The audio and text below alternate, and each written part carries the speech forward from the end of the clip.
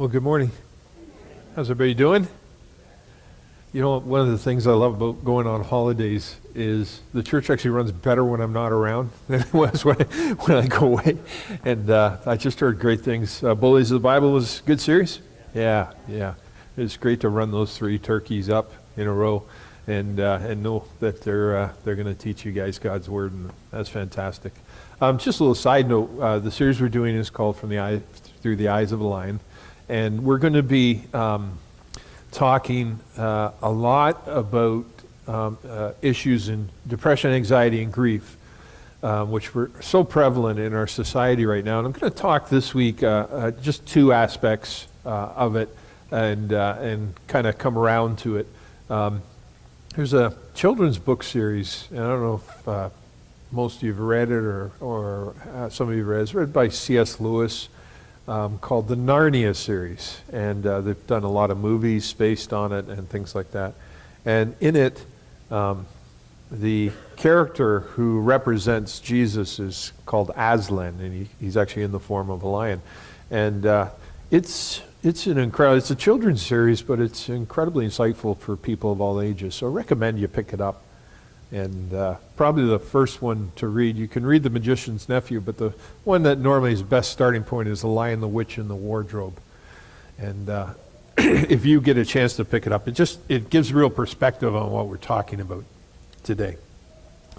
If you are an outsider to people in Canada and people generally in the Western world, and we're looking at our time, our day and age, you would have to say, you know, what kind of stands out about culture during this time, and right now, you know, one aspect of culture that's kind of happening throughout the Western world is political upheaval. I mean, there's a lot of different, you know, trends and things like that are going on. You could look at our culture and you could say, you know, we're very materialistic. We all have lots of stuff. Stuff's a big deal. I mean, who would have thunk it? You know, 40 years ago, one of the biggest booming businesses or 2 big booming businesses. One is a storage business, because we have bigger houses and we have fewer people in bigger houses than ever before.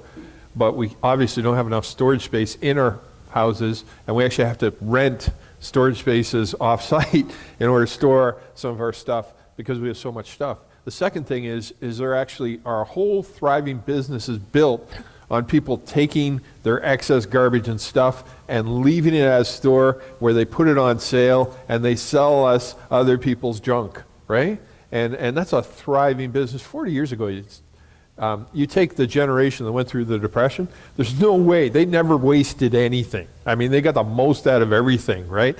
And so the idea of giving away a pile of stuff, it would be something you keep for your kids, you know, so you pass things on to your kids. But the idea of going down to a business and dropping off a truckload of your stuff would be seen as a tremendous waste. Now, people have so much stuff and they go through things so fast that there's actually thriving businesses all over the place. It's not the Salvation Army anymore. Now it's, you have Value Village and Talese and all these places that do that. But the other aspect that you would recognize in Western society that would really jump out with you is the turmoil that we as people are going through when it relates to anxiety, grief, and depression. Okay? Depression in that the statistics, the number of people per capita in Western society who would be considered depressed on a constant basis has gone way up. In fact, depression accounts for half of all sick days taken in our society. The second aspect of depression is the number of people who go through major depressions, an episode of a couple of years, and have a hard time recovering from that and really crash, has gone up. And before, we used to, you know, see someone in grief, and you know, they would kind of work through it. But now we have people who, it seems, for no major reason, will all of a sudden have a major depression. Or they'll lose somebody, you know, a spouse, or go through a divorce or a lost job, or they'll get kicked out of school, and they'll go through this funk. And for the first time ever, it's happening in young people, people who traditionally were the lowest rate of people that had depression, anxiety, and grief, were people in their 20s. But now, people in their 20s are now struggling with depression, anxiety, and grief at such a high level that colleges and universities are so overwhelmed in their counseling departments. The number of 20-somethings now that are on depression for anxiety or learning disabilities and things like that is just off the roof. And the number of suicides are up dramatically, particularly around 20-somethings. I don't know if you saw this week, but the lead singer of Linkin Park committed suicide. And if that was an isolated incident, that'd be, a very prominent band, and this guy had everything. He had the money, the fame, all those kind of things. And he wasn't a new musician. He'd been a famous musician for over a decade. But he and then the Chris Connell from Soundgarden and a number of prominent actors, the number of them who have committed suicide. And invariably we see these and we trace it, and a lot of it has to do with depression, anxiety, and grief. And we look at these people and think they have millions and millions of dollars, they're more talent than anything. And we looked at them and we go, Philip Hoffman Seymour, or Robin Williams and these people, and we see them, take their own lives, and we think, if they took their own lives, what hope do I have? Because they had everything, right? And so we look at it right now, and anyone from the outside looking at our society would say, this is a major, major problem. And I personally, myself, have struggled in this area at different times in my life. It's funny, but sometimes it's the people that get up in front of everybody and look like they're having fun all the time who actually struggle with this deep darkness of the soul. And a few years ago, I went through a deep darkness of the soul that, I woke up in the morning, I had no motivation to do anything, just nothing. You lose your taste of food, you lose your desire for life, you lose all those kind of things, and you just go into this blah mood to where nothing matters, nothing counts, and you just feel blue all the time. And so I know what it's like to go through this, and I think most of you do too, because in our lives, we all go through funks like this. But for some of us, it's a lifestyle. It's something that we have to cope with at a time in our lives. And so I'm here to help a little bit with this, okay? I have a degree with a major in counseling, but I'm not a professional counselor. We have professional counselors here. We have Brad Tucker and Cheryl Robinson, and we have a number of people we can connect you with who are psychotherapists and professional counselors and do that. So what I'm sharing with you today, I want you to understand two things. One is there's a side to dealing with depression, anxiety, and grief, which is practical, which I highly, in fact, without reservation, recommend that you pursue. Go to your doctor. If you're depressed, go to your doctor. Have a little test, a stress test they can take on you or give you, and we'll show you how you're feeling and see if that's normal.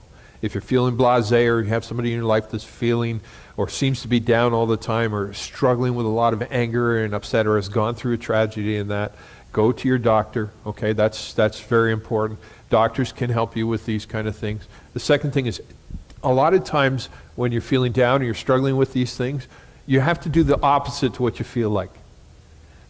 Studies have shown that if you're going through a major depression, exercise will be as much a benefit to you as any medication. And it's not that I'm down on medication. In fact, if you need medication, I encourage you to do it. Other people, they go in a more natural path kind of direction, all those kind of things. What I always recommend with people, what works for you, okay? And engage in that and then do that. But exercise is very good. Eating properly, staying away from the sugars and the fatties and all those kind of things, and eating healthy things. That's very important for you. Getting enough sleep. And then this is more my roundhouse, which I'm going to be talking about in the next few weeks, and it is the spiritual aspect, the spiritual addressing of it, because this is huge in addressing these things. And you may say, well, if you have God, you should never be depressed. Actually, I disagree wholeheartedly. In fact, there's major indicators that many of the most spiritual, godly people struggled with major depression. Some of the Psalms written by David were written at times where he feared or he felt like taking his own life. The prophet Elijah, right after his greatest demonstration of God's power on Mount Carmel, then went into a time of extreme depression, so down that he asked God if he could die. King David, through the losses and battles he went through times of extreme depression after his son Absalom had rebelled and Absalom had been defeated and David had the victory and everything. He was so depressed that his general had to come and say, you either go out to your people or they're going to rebel against you. He was that low he couldn't even celebrate the victory. And this happens all the way through Scripture. Paul the Apostle talked about times where he struggled with what he called a thorn in the flesh. There was some sort of physical ailment he had, a struggle or a part of his life, which he constantly begged God, God, please take this from me, where God said, my grace is sufficient for you. So if you ever struggle with depression, anxiety, or grief, can I just tell you, it's not that things aren't okay with God. We will all get there at one time or another. You are not an exception, okay? And it's okay to struggle with these things. What my job over the next few weeks will be to tell you about how you can take these parts of your life, and like I said, these are things I've gone through and I'm still working out.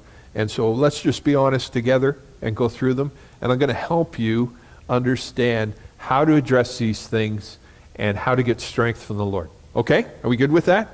So, while I'm talking about this, remember, there's all this other stuff, and I'll keep coming back to it, okay? Eat right, sleep right, good diet, go to your doctor, go to counseling if you need it. All these kind of things are essential, okay? But here, I want to talk about the God aspect to it, and the first thing I want to zero in on is a concept of being hidden in plain sight. A follower of Jesus Christ can draw strength from the unseen. We can draw strength from our faith and from our trust in God to such an extent that it can carry us through the valleys of life. When we look around at the world and we look at our circumstances and we look up and through, we have the ability to see beyond our circumstances and beyond the obvious natural consequences of what's going on, to see a light at the end of the tunnel, to see a path through the darkness, and a understanding that we are truly never alone as long as we have God in our hearts. Okay? And so I want to talk about that first today. The first question is, how do we end up like this? What's going on in our society? I'm not going to bore you to death with all kinds of, talk about philosophy and trends and all those kind of things. But there's a few little things I want to touch upon, methods of philosophy, that have really lent us to this place where we are. We have a mindset where we are way more receptive to the idea of depression. Why are so many people struggling? And it comes down to the concept of meaning. If you ask most people, say, what is the higher purpose of your life? What do you live for? You'll hear all kinds of various answers. And all kinds of people will say, to be successful in my career, to have a great family, to have a great relationship, to make lots of money, to retire at a cottage, to live on a beach, to surf, to eat copious amounts of chocolate. Most of us, when we talk about our higher purpose, kind of have this ideal image of what it means to be happy. And this isn't by mistake. This dream is sold to us in our world where there is this focus of pursuing happiness, and then that happiness means I get this for me. Okay? And so we see happiness as achieving a goal of something material or something, relationally, that when we attain it, we will live happily ever after. And this idea is reinforced, it's taught, it's promoted in advertising. People use it to sell you stuff. People will use it to break off your relationship or to start a relationship with you. People have ruptured their families, walked away from their spouses. People have made huge decisions, have risked horrible things, have lost all their money in gambling, have pursued drugs and opiates and all these kind of things based on this pursuit of happiness that is sold to us so much in Western society. That we look at the pursuit of happiness and achievement as the highest standard of meaning in our society. Do you know it hasn't always been that way? In fact, there are many times in societal history, including Western society history, where happiness was something that was attained by achieving a higher purpose that actually had a noble cause, something outside ourselves.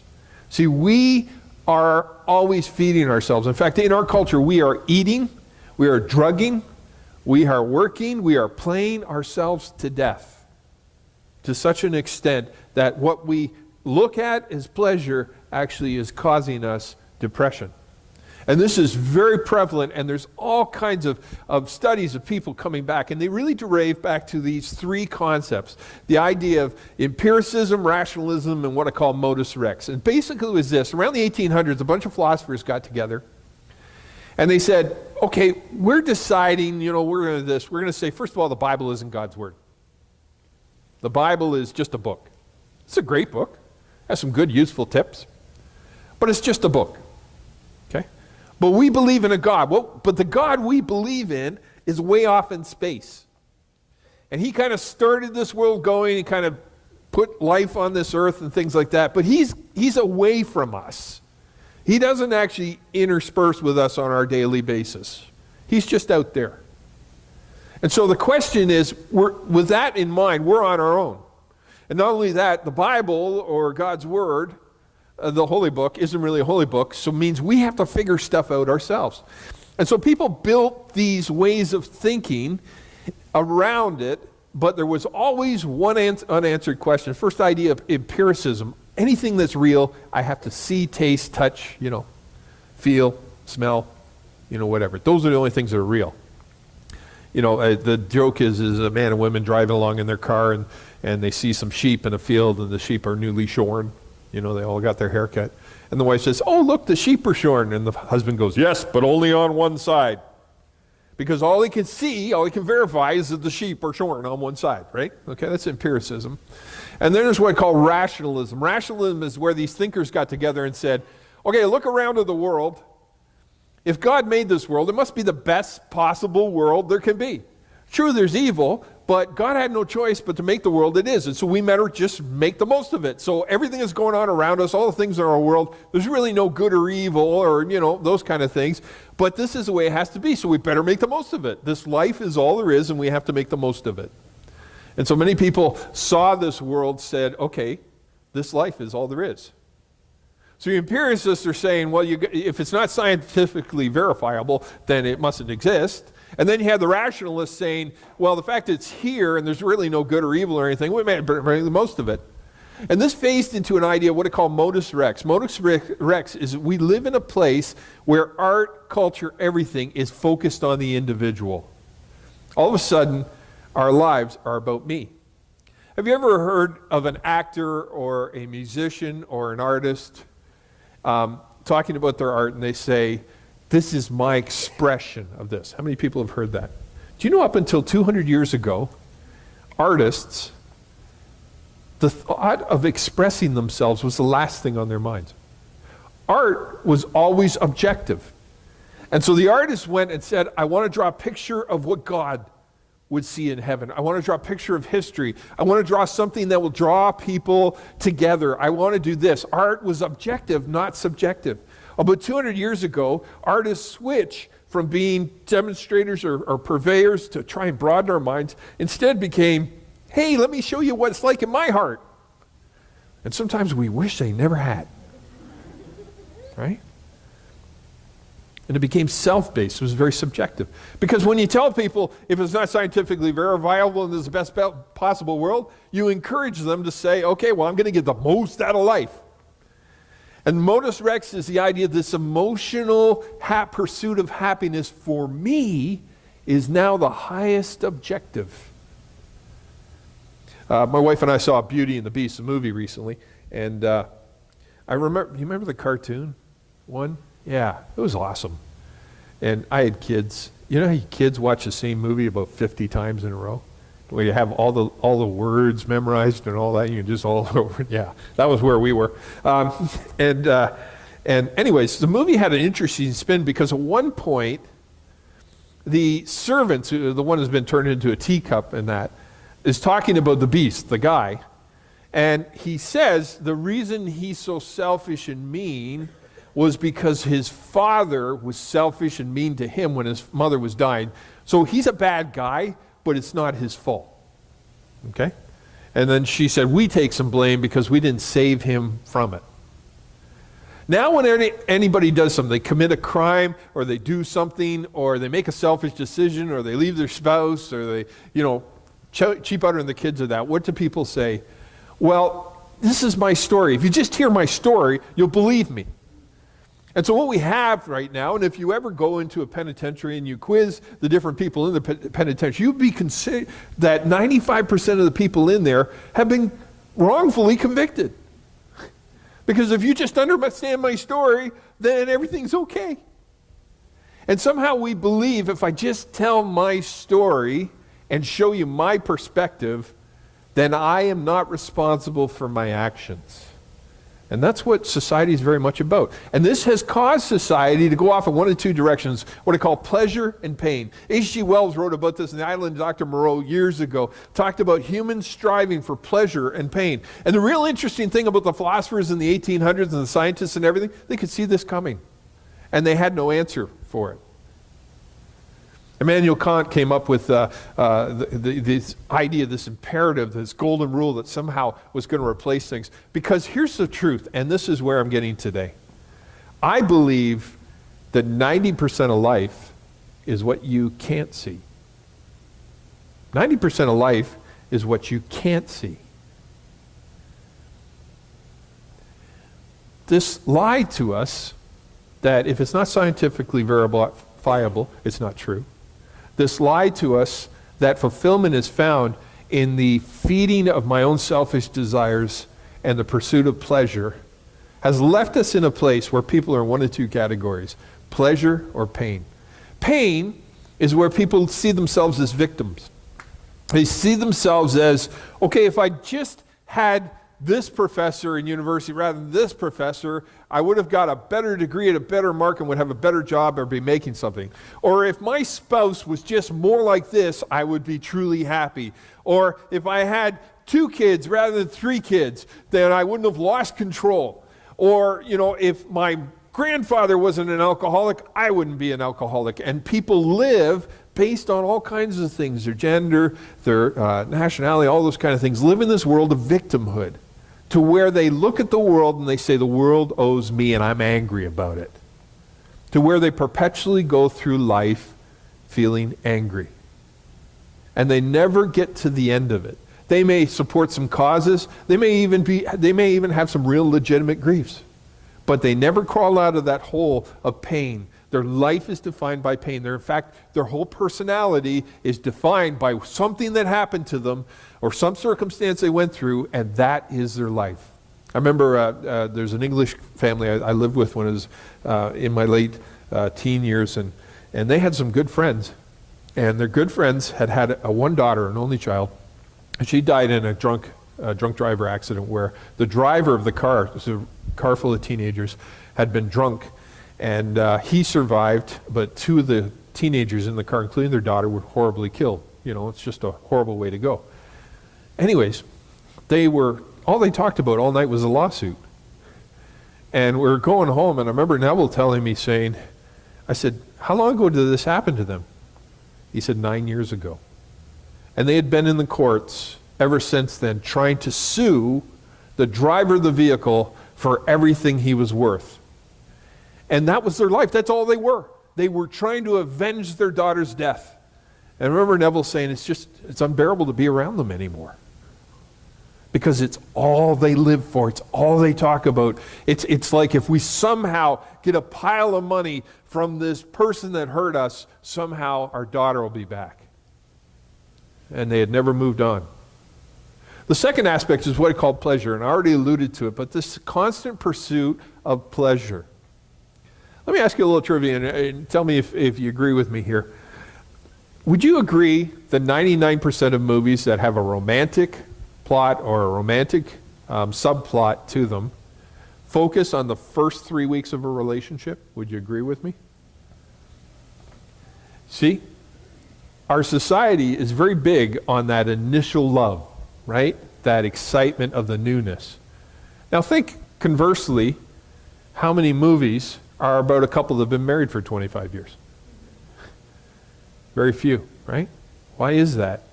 Because the pursuit of pleasure, everything is at its highest in those initial contacts.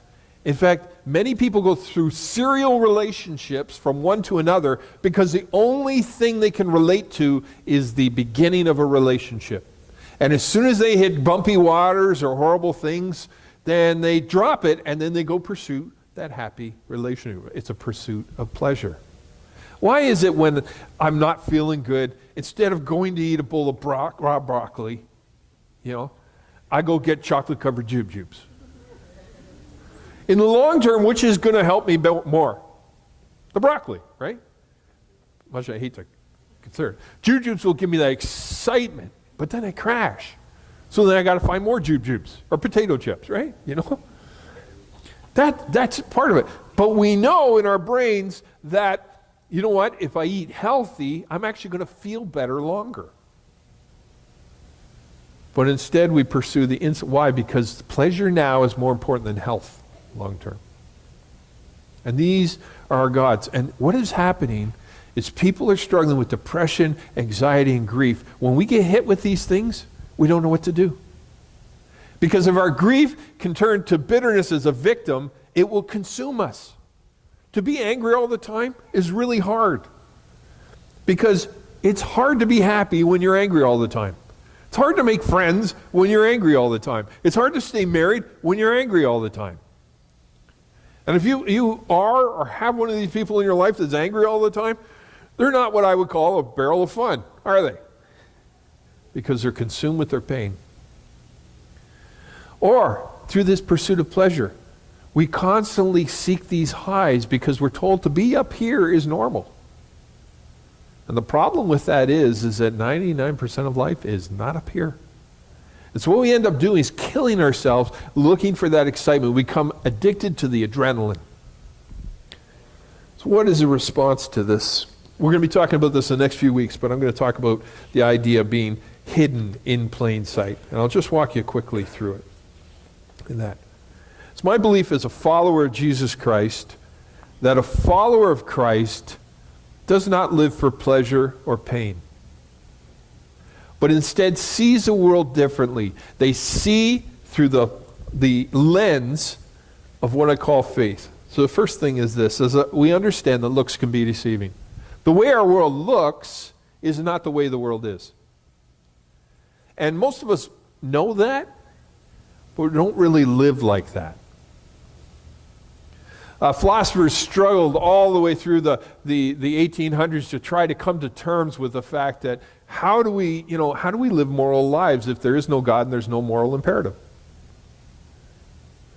And with that kind of vacuum has stepped in this kind of selfish living for myself. Lawyers make enormous amounts of money doing this. In fact, right now, the moral leaders of our society right now are artists, actors, lawyers, politicians, and news anchors. Now, I don't know about you, but historically, these are not the people who should be determining right and wrong in our world, because it generally is not their strength. They're not great moralists. And it's funny because you will have a Hollywood actor get up and preach about, well, you should do this with the planet and do this, and people are going, at the same time, they live like this. Like they'll go to a conference on the environment in a private Boeing 747, where they're the only ones on the plane. Okay? What doesn't add up here? you know. Or they will, you know, they'll talk about someone and they'll say, they should live this way, and, you know, to cheat on people's wrong when they cheat on them, their spouses, and they're on their 6th relationship in the last 4 years. This kind of moral relativism has become a part of it, and the people preaching to us are the people that actually aren't living it, and this just leaves this vacuum. Looks can be deceiving. Often the most moral, most upright people in our society are not the ones that are getting up and preaching. They're the ones who are living life day by day, and they look at the cycle between pleasure and pain, and they live by faith. And that's my second point, is that eternity can become visible by faith. Do you know what? You live 90% of your life by faith anyways.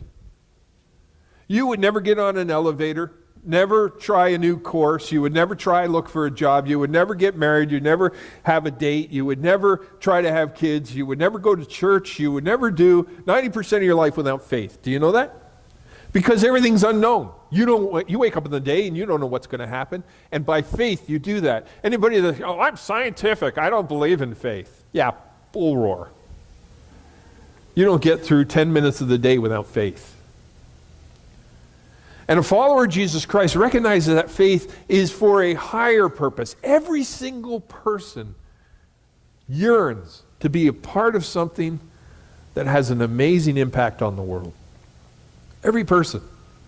And people will sign up for ignoble and noble causes just to make a difference in the world. And there's no scientific reason for doing that. You know, what do you mean? Like, you know, serving selflessly, giving money away, doing all those kind of things. People do it. Scientifically, it doesn't make sense. Scientifically, you should be about you, taking care of you, feeding you, doing what you want to do. But by faith, we're part of those.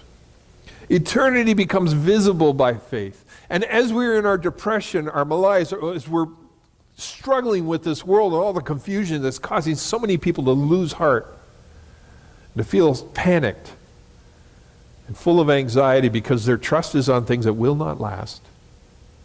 As a follower of Jesus Christ, when I look out, I see the eternal. I see beyond my world. I believe that there is a God in this universe, and He's not far away. He knows my every breath. He counts the hairs on my head. He knows who I am, and my life, my highest purpose is to live for Him. To live my life for Him. Aristotle, one of the Greek philosophers, in 400 BC, wrote that the highest purpose of mankind is to pursue happiness. And the Greeks, they had their Stoics, their Epicureans, everything, and they tried to have all these ways of living to try to find happiness, but never found it.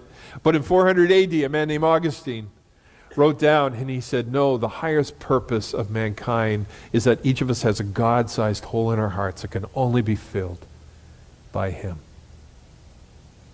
You have a God-sized hole in your heart that can only be filled by God. And until you see the world in light of that, the world will not make sense.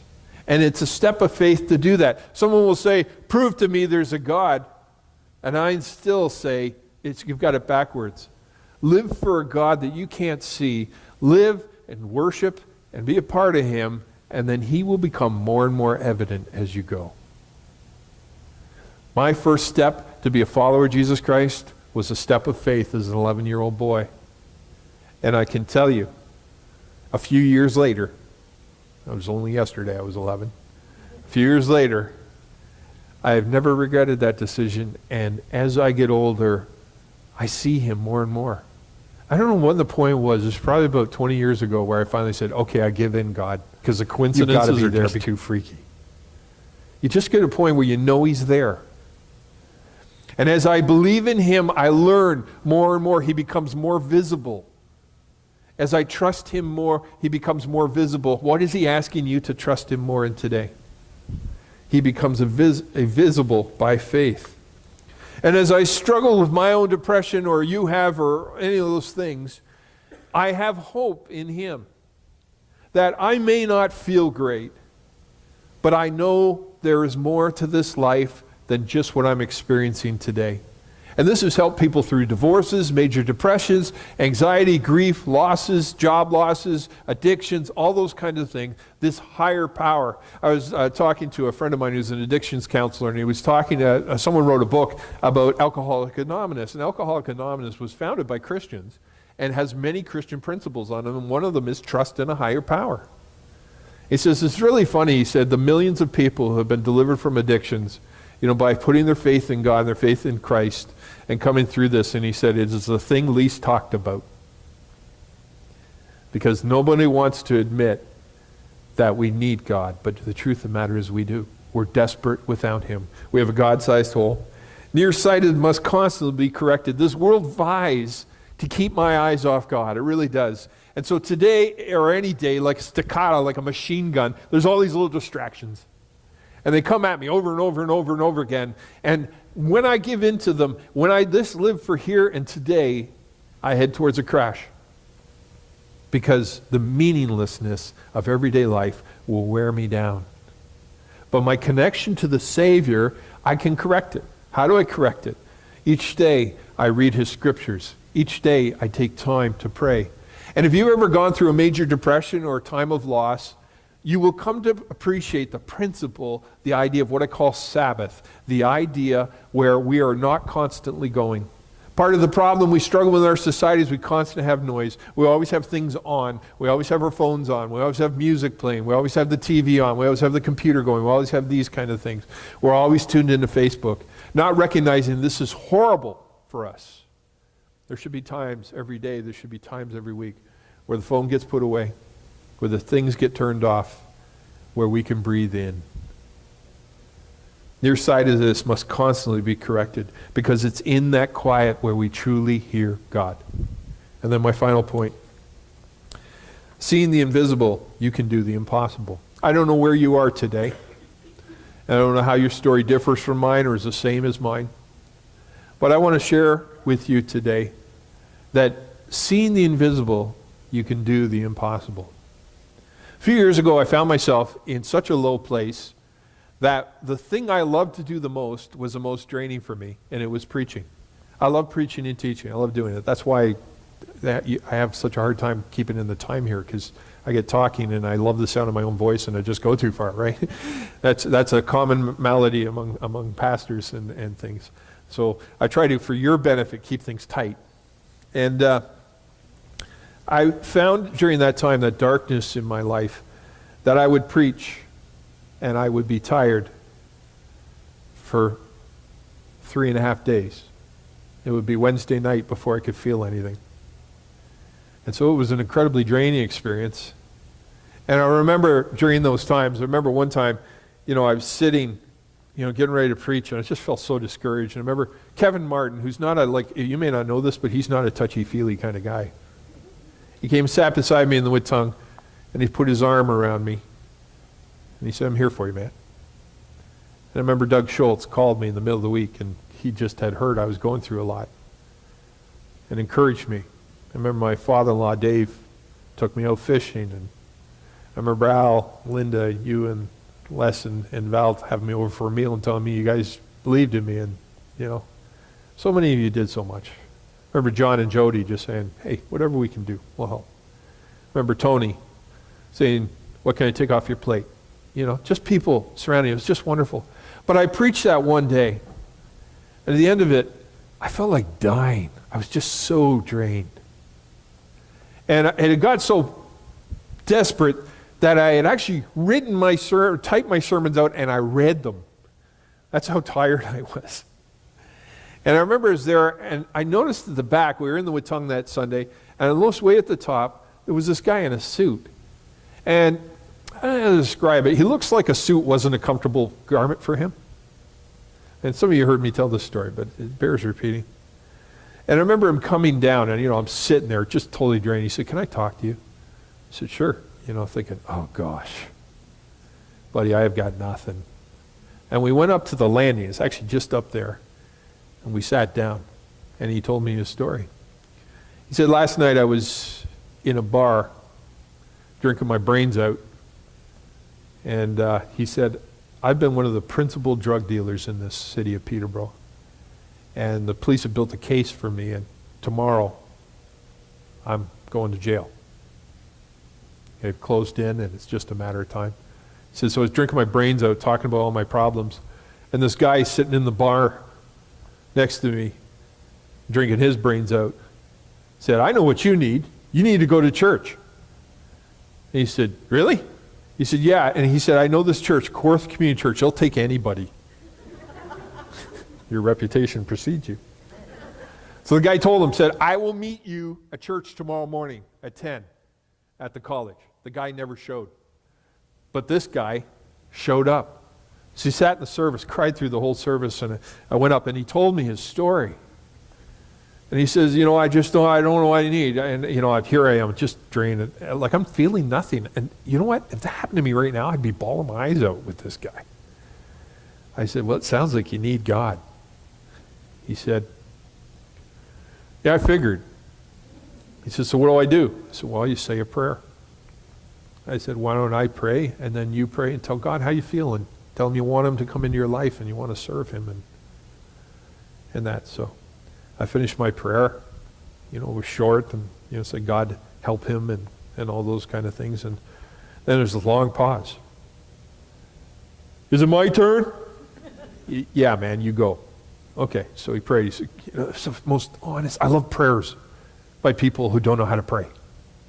It's God, I know I've blankety-blanked up my life, just so much blankety-blank, but I need you. And so if you could, like, take me and blankety-blank change my life, I'd really appreciate it. And, you know, he's crying and all those kind of things, and we said their prayer, and I gave him a hug. And through it all, I felt nothing, because I was in such a low point. And I remember we were coming home that day, and I was, you know, driving home, and I'm, you know, sitting there just totally wiped. And God said to me, Scott, if I can use you in this point, you're going to be okay. He said, you do what you can, but I'm going to be God. And I remember, you know, through your help and his help and all that, being carried through this, because by faith I saw a different world. Who would have thunk it that this miracle in this individual, I mean, he went off, I've never seen him since, happened when I had nothing and God worked through me. Where are you today? Where are you in your depression, your grief, your anxiety? Wherever you are not too far away from God. He will walk with you through this. He will give you a higher purpose. And like I said, don't forget that practical. One of the worst things that happens sometimes people is they go, you know what, I'm just going to trust God, and they put up with all kinds of things that they could get some help in, and they don't exercise and don't eat properly and all that, and they make it last way longer. You know, God has created natural laws for a reason. There's a reason why you don't jump off a cliff and survive, okay? And if you eat right, sleep right, do some healthy things and work on some things, that's good, that's godly, that's not outside of God. But here's the main thing. The main thing by faith is we have a higher purpose, and he is hidden in plain sight. God is as close as a prayer. And you may not feel it, but he's there. You may not know what your purpose is. Live for his purposes. You may not know what tomorrow looks like. It may seem hopeless, but God is an expert at taking hopeless situations and working miracles. And that is all I got to say about that. So this is the opening message to Through the Eyes of a Lion. And you got to remember, when you see the lion, we have to see by faith. He will become more obvious to you. But the first step is one of faith. So what are you carrying today? What burden do you have on your shoulders that you're going to lay down and say, Jesus, take this burden. I'm going to put my eyes on you. I can't see you with my eyes, hear you with my ears. I can't taste, I can't smell anything. But I'm going to trust you. I'm going to give my life to you. And just as I exercise faith in so many parts of my world, I'm going to give my life to you. And say that prayer and lay down that burden and say, God, carry me through my valley. Because so many people in our world are living for the wrong things, living in the wrong way, and they think it's all about them, and they end up in pleasure or pain, and then they realize, why is so many successful people committing suicide? Because that dream they sold us is not true. It just isn't. It doesn't make you happy to have everything you want. In fact, it's a pretty good idea that the reason why you're in this world is to live for something other than yourself. So I'm going to ask the basket people to come around, the musicians to come up. And the baskets, there's outies and innies. The outies are the ones you take stuff out of. The innies are the ones you put stuff in. In June, Mike did a financial just update and things like that, and you've been responding. And I want to say thank you. Thank you for your faithfulness, your tithes and offerings. And that really helps us in the church, especially through the summer. And we probably don't say it often enough, but thank you. It was really good. By honoring God with your giving and giving to his ministry and that, we have an incredible thing we run here that God makes it part of. So it's just great. So thank you on behalf of that. We've just had a county review of our books done, and a report is being sent to me this week. If you would like a look in on it, it's just our 2016 statements and things like that. If you want to know what's going on financially, just kind of what budget we work with and kind of what goes where in that, just email me or just ask myself or Selena after the service, and we'll make sure to get you one. A copy. It's just a simple financial document. It shows that we're not breaking any major Canadian laws or anything like that, so you know we're legit and things like that. But if that's something of interest, you're one of these people that reads those things, I don't know why you would, but if you're one of those people who wants to read those things, just ask. We'd be happy to get you a copy. All right? Anybody got any questions? How much over am I, John? Oh, I'm way over. Yes? Michael. I was just thinking, you could dip your broccoli in chocolate. And then you could get the endorphin release and the vitamins. I like where your head's at, man. Do you know there are some things that you think will be bad for, or would be bad for you, actually not too bad. One of the things that people struggle with anxiety is because they drink too much coffee. Do you know that? Because they drink 6 cups a day. 1 cup of coffee a day actually can prolong your life. And if you drink coffee black, which I don't, I'm really guilty about it, but if you drink your coffee black, there's only 4 calories in a cup of coffee. It's actually not bad for you. So there you go. Tastes awful, but. Anybody else? Any questions or comments? All right, Scotty.